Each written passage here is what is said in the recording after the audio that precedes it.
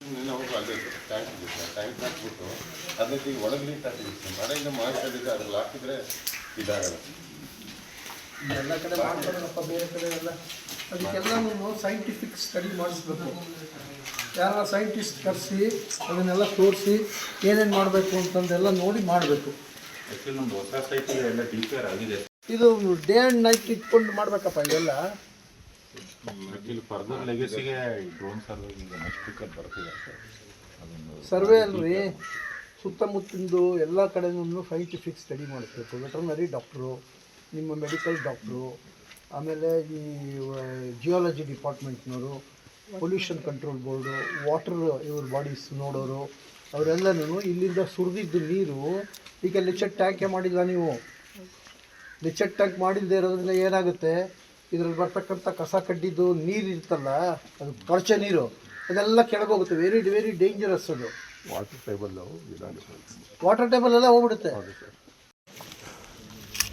ಇದರಿಂದ ಇದು ವಿಪರೀತ ಇದಿದೆ. ಇದು ಇದು ಮೆನ್ಯೂರ್ದು ಇದು ಮಾಡೋದು. ನಡೀರಪ್ಪ, ಹಂಗೆ ಸ್ವಲ್ಪ ನೋಡ್ಕೊಂಡು ನಿಧಾನಕ್ಕೆ ನಡೀರಪ್ಪ. ಇದ್ದಿದ್ದೀರ ಜೋಕರ್ ಮಡಿಕೇರಿಗೆ ನಾನು 2 ದಿನದ ಕಾರ್ಯಕ್ರಮ ಹಾಕ್ಕೊಂಡು ಬಂದಿದ್ದೆ. ಹಿಂದೆ 3 ದಿನದ ಕಾರ್ಯಕ್ರಮ ಇದೇ ಥರ ಮಾಡಿದ್ದೆ. ನಿನ್ನೆ ರಾತ್ರಿ ಬರುವಾಗ ಕುಶಾಲನಗರದಲ್ಲಿ ಒಂದು ವೃದ್ಧಾಶ್ರಮ, 2 ಹಾಸ್ಟೆಲ್ಗಳನ್ನು ಭೇಟಿ ಮಾಡಿದೆ.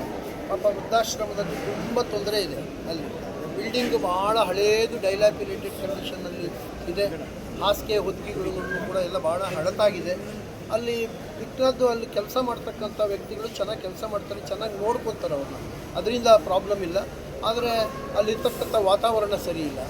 ಅದಕ್ಕೋಸ್ಕರವಾಗಿ ಅದನ್ನು ಅಲ್ಲಿಂದ ಶಿಫ್ಟ್ ಮಾಡಬೇಕು ಅಂತಕ್ಕಂಥ ಒಂದು ನಿರ್ದೇಶನವನ್ನು ಕೂಡ ಅವರಿಗೆ ಕೊಟ್ಟಿದ್ದೀನಿ. ಮತ್ತು ಅಲ್ಲಿರ್ತಕ್ಕಂಥ ವೃದ್ಧರನ್ನೆಲ್ಲರನ್ನೂ ಕೂಡ ವಿಚಾರಿಸಿದೆ. ತುಂಬ ಚೆನ್ನಾಗಿ ನೋಡ್ಕೊತಾ ಇದ್ದಾರೆ ಅಂತಂದು ಕೂಡ ಅವರು ಹೇಳಿದರು. ಹಾಸಿಗೆ ಹೊದಿಕೆ ಅದನ್ನೆಲ್ಲ ಬದಲಾಯಿಸಬೇಕು. ಜೊತೆಗೆ ಗಾಳಿ ಬೆಳಕು ಅದೆಲ್ಲ ಚೆನ್ನಾಗಿಲ್ಲ. ಅದು ಬಿಲ್ಡಿಂಗ್ ಬದಲಾವಣೆ ಆಗದಿದ್ದರೆ ಅದು ಕೆಲಸ ಮಾಡೋಕ್ಕಾಗಲ್ಲ. ಸುಮಾರು 12 ಲಕ್ಷ ರೂಪಾಯಿ ಏನೋ ಅದಕ್ಕೆ ಅನುದಾನ ಸರ್ಕಾರ ಕೊಡ್ತಾರೆ. ಸರ್ಕಾರದ ಸರಿಯಾದ ಕಂಟ್ರೋಲ್ ಇಲ್ಲ ಅದ್ರ ಮೇಲೆ.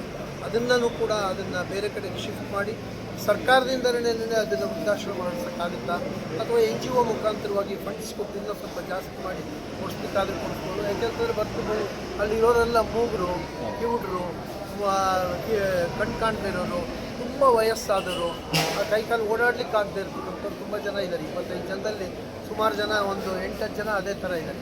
ಅವ್ರಿಗೆಲ್ಲ ಏನಾದ್ರು ಒಂದು ಆಸರೆ ಬೇಕು, ಯಾರ್ದಾದ್ರು ಒಂದು ಸಹಕಾರನೂ ಬೇಕು. ಅದಕ್ಕೆಲ್ಲ ಡೈರೆಕ್ಷನ್ಸ್ ಕೊಟ್ಟಿದ್ದೀನಿ.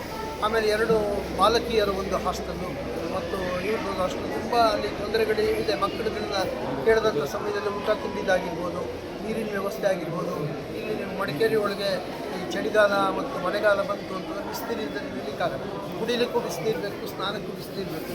ಅಲ್ಲಿ ಆ ಸ್ನಾನದ್ದು ಅದಕ್ಕೆ ವ್ಯವಸ್ಥೆ ಸರಿ ಇಲ್ಲ, ಬಾತ್ರೂಮ್ಗಳು ಸರಿ ಇಲ್ಲ, ಡೋರ್ಗಳೆಲ್ಲ ಕಿತ್ಕೊಂಡಿದ್ದಾವೆ, ಹಾಸಿಗೆ ಹೊದಿಗೆಗಳು ಅವೆಲ್ಲ, ಲೈಟ್ಗಳು ಎಲ್ಲನೂ ಪ್ರಾಬ್ಲಮ್ ಇದೆ. ಸರಿಯಾದ ರೀತಿ ವ್ಯವಸ್ಥೆ, ಹಣ ಬಂದರೂ ಕೂಡ ಸರಿಯಾದ ರೀತಿ ವ್ಯವಸ್ಥೆ ಆಗ್ತಾಯಿಲ್ಲ. ಅದಕ್ಕೂ ಕೂಡ ಅವ್ರಿಗೆಲ್ಲನೂ ಡೈರೆಕ್ಷನ್ಸ್ ಕೊಟ್ಟಿದ್ದೀನಿ. 2 ಹಾಸ್ಟೆಲ್ಗಳು ಕೂಡ ಅದೇ ಥರ ಇತ್ತು. ಅದನ್ನು ಎಲ್ಲ ನಾನು ಏನೇನು ವಿಸಿಟ್ ಮಾಡಿದ್ದೀನಿ ಅದಷ್ಟು ಒಂದೊಂದು ಸುಮೋಟೋ ಪ್ರಕರಣಗಳನ್ನ ನಾನು ನೋಂದಾಯಿಸ್ತೀನಿ.